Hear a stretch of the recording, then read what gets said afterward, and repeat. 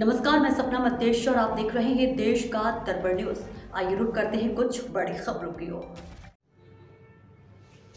लोकसभा चुनाव कब कितने चरणों में होंगे, इसकी घोषणा शनिवार दोपहर को कर दी गई और चुनाव आयुक्त राजीव कुमार ने शाम 4 बजे कुछ देर पहले 7 चरणों में मतदान की घोषणा की। तभी अभिषेक बैनर्जी ने मेदिनीपुर के तृणमूल उम्मीदवार जून माल्या के लिए एक अभियान बैठक की और इसी के साथ जून में प्रचार करते समय अभिषेक ने उस केंद्र के संभावित भाजपा उम्मीदवार दिलीप घोष पर हमला किया। अभिषेक बैनर्जी ने शनिवार को मेदिनीपुर से बंगाल की 42 लोकसभा सीटों के लिए प्रचार अभियान की शुरुआत की। तृणमूल कांग्रेस के महासचिव ने मेदिनीपुर के तृणमूल उम्मीदवार जून माल्या की ओर से पश्चिम मेदिनीपुर के बेलदा स्टेडियम में एक बैठक की।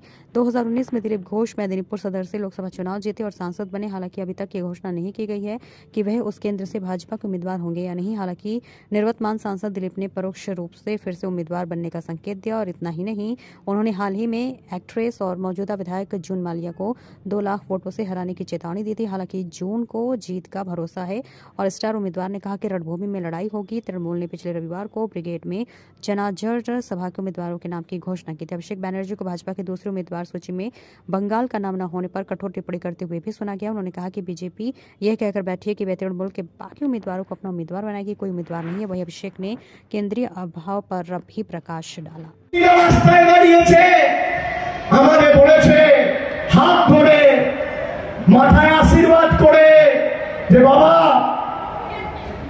সরষের তেলের প্রায় 200 টাকা লিটার, 3 টাকা ডিম, 6 টাকা 170 টাকা পাতি লেবু, রান্নার গ্যাস 1100 টাকা, চিনির দাম 3 গুণ, 120 টাকার চা পাতা 280 টাকা।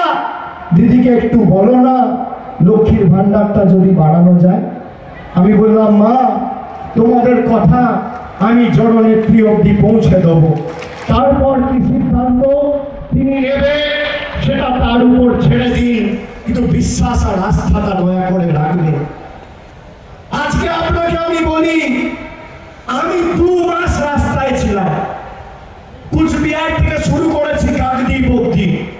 2 মাস একদিনও বাড়ি যাইনি।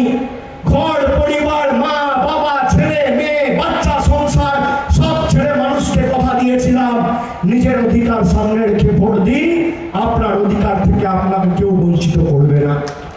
আপনারা 100 দিনের টাকাকে সামনে রেখে ভোট দিয়েছিলেন। আজকে মায়েরা, দাদারা হাত তুলে বলুন 100 দিনের টাকা পেয়েছেন কিনা, বলুন পেয়েছেন কিনা। আমি বলেছিলাম নিজের অধিকারকে সামনে রেখে ভোট দিতে, আপনারা নিজের অধিকারকে সামনে রেখে ভোট দিয়েছেন, আপনারা টাকা পেয়েছেন। এটাই মানুষের শক্তি। আপনাদের মধ্যে যারা বসে আছে তারা নিজেদের ওজন আপনারা নিজেরা জানেন না। এই যে আমরা স্টেজে আলোকিত করে যারা বসে আছি, আমি বক্তব্য রাখছি, ডায়মন্ড হারবার লোকসভা কেন্দ্রের সাংসদ, তৃণমূল কংগ্রেসের সর্বভারতীয় সাধারণ সম্পাদক, এখানে যারা বসে আছে, কেউ এমপি, কেউ এমএলএ, কেউ মন্ত্রী, কেউ জেলা পরিষদের সভাধিপতি, কেউ মিউনিসিপ্যালিটির চেয়ারম্যান, কেউ পঞ্চায়েতের প্রধান, কেউ সমিতির সভাপতি, সবার মূল্য শূন্য। আর মানুষ যদি চায়, যারা মানুষের টাকা রিমোট কন্ট্রোল টিপে দিল্লি থেকে বন্ধ করে রাখছে, তাদের শূন্য মূল্য। আপনি যদি চান তাদের ঔদ্ধত্য, অহংকার আর দম্ভ আকাশ থেকে টেনে হিচড়ে নামিয়ে মাটিতে চূর্ণ বিচূর্ণ করতে মানুষের 5 মিনিটের বেশি সময় লাগবে না। আপনারা ভাবেন আমার একটা ভোটের কি দাম, ভাবে না যে আমার একটা ভোটে কি পরিবর্তন হবে, কি হবে আমার একটা ভোটে। সরকার তো পাল্টাবে না, বিধায়ক তো পাল্টাবে না, সাংসদ তো পাল্টাবে না, কেন্দ্র সরকার তো পাল্টাবে না। আমার একটা ভোটের দাম কি? আমি আবার আপনাকে বলছি, যাকে ইচ্ছা তাকে ভোট দেবেন, খালি নিজের অধিকারটাকে সামনে রেখে ভোট দেবেন। আমি কেন বলছি জানেন এই কথা? 5 মিনিটে এটা 3 বার বললাম। কেন বলছি? আজকে আপনারা বলেন আমার বাড়ির টাকা বন্ধ, আজকে আপনারা বলেন যে 100 দিনের 2 বছর ধরে টাকা বন্ধ করে রেখেছে, আজকে আপনারা বলেন রাস্তার টাকা বন্ধ করে রেখেছে। আপনারা বুকে হাত দিয়ে বলুন তো 2019 সালে আপনারা নিজের বাড়ির অধিকারকে সামনে রেখে ভোট দিয়েছিলেন? মেদিনীপুরের মানুষ ভোট দিয়েছিল কি? রাম মন্দিরকে সামনে রেখে।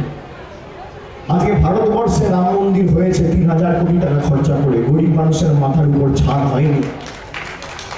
আপনি অস্বীকার করতে পারবেন না, যেই মেদিনীপুর জেলায় বিজেপি জিতল 2021 সালে, ঠিক 2 বছর পরে মমতা বন্দ্যোপাধ্যায়ের ভোট, সেখানে আপনি ভোট দিলেন লক্ষ্মীর ভান্ডারকে সামনে রেখে। বলুন, হাত তুলে লক্ষ্মীর ভান্ডার পেয়েছেন কিনা? পেয়েছেন কিনা? পেয়েছেন কিনা মায়েরা? এবার ভোট দেবেন নিজের বাড়ি আর নিজের মাথার উপর ছাদকে কেন্দ্র করে। আমি আপনাকে বলছি, আপনি আপনার অধিকারকে সামনে রেখে ভোট দিন। ভারতবর্ষের যত বড় নেতা হোক, সে প্রধানমন্ত্রী হোক, রাষ্ট্রপতি হোক, কেন্দ্রীয় মন্ত্রী হোক, মুখ্যমন্ত্রী হোক, রাজ্যপাল হোক, বিধায়ক হোক, সাংসদ হোক, মানুষ যদি নিজের অধিকারকে সামনে রেখে ভোট দেয়, আপনার অধিকার থেকে আপনাকে কেউ বঞ্চিত করতে পারবে না। আর আমি আপনাকে বলছি, যারা তৃণমূলের থেকে হিসাব চাইছে, 5 বছর আগে আপনারা ভোট দিয়েছিলেন কেন্দ্র সরকারকে নির্বাচিত করতে। হিসাব তাদের থেকে চাইবেন যারা আপনাদের থেকে ভোট নিয়ে গেছে। আমাদের ভোট 2026 সালে, আমরা ভোটের হিসাব 2026-এর আগে 25-এর শেষে মানুষের কাছে রিপোর্ট কার্ড পৌঁছে দেবো। মোদিজির রিপোর্ট কার্ড কোথায়? মোদিজির রিপোর্ট কার্ড কোথায়? এই যে দিলীপ ঘোষ জিতেছিল, দিলীপ ঘোষকে আপনারা জেতার পর দিন থেকে একটা যদি আমাকে উদাহরণ কেউ দেখাতে পারে যে 5 বছরে মেদিনীপুরের এই 7টা বিধানসভায় দিলীপ ঘোষের নেতৃত্বে একটা উন্নয়নমূলক বৈঠক হয়েছে, আমি তৃণমূলের হয়ে ভোট চাইতে আসবো না। এত বড় কথা বলে দিয়ে যাচ্ছি। অন্যদিকে দেখুন, মুখ্যমন্ত্রী মমতা বন্দ্যোপাধ্যায় কথা দিয়ে কথা রেখেছে। গতবার পশ্চিম মেদিনীপুর, ঝাড়গ্রাম, পূর্ব মেদিনীপুরে তিনি ছুটে এসছেন। আজ থেকে 7 দিন